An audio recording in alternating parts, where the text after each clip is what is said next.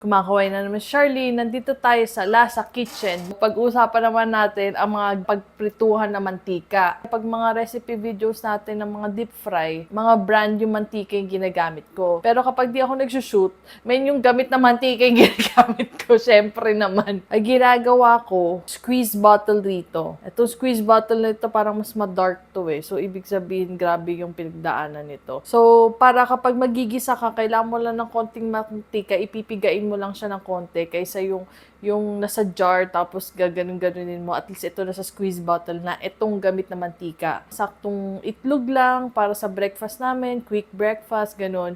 Dito na ako kumukuha ng mantika. Ngayon, kapag hindi na kasya rito, maghalongkat na ako ng mga jar sa mga kasulok-sulukan ng bahay. Ilalagay ko na sa jar itong mga mantika na to.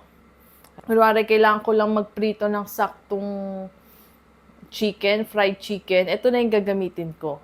Tapos, kapag hindi siya masyado nag-darken, susoli ko lang ulit dito. Tapos, yun, reuse lang ng reuse. Ang sabi sa akin ng nanay ko, si Mama Karen, once na nagamit na niya to sa fish, hindi tinatapon na raw niya.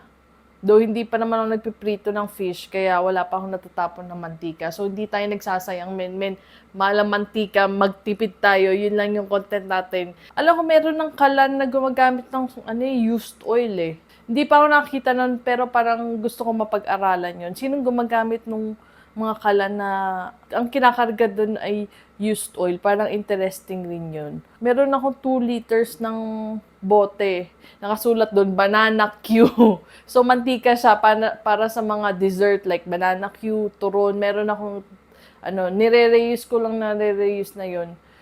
Nagulat ako sa banana Q, di ba deep fry yung banana Q?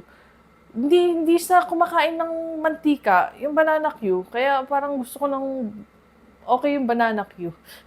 Nakakatipid siya ng mantika. Sa last na burger episode natin, gumamit tayo ng pang deep fry ng french fries natin. At 5 liters itong nagamit kong mantika. Ang dami, grabe. Nashock nga ako eh. Ngayon, kailangan natin i-save to. Sinoli ko lang sa bote yung pinaggamitan na mantika para sa next na french fries party natin ay ito ulit yung gagamitin ko. Nakita mo yung strainer dun sa funnel? Ito yung stainless na tea bag na pinaghiwalay ko lang. Tapos, ito na yung tagasalo ng mga french fries debris natin. So kayo, paano kayo nagtitipid ng mantika sa bahay? So i-share nyo na lang sa comment section para mag-share nun tayo ng ideas para makatipid. Para naman makatipid-tipid naman tayo dyan. Thank you sa pagnanood. Bye-bye!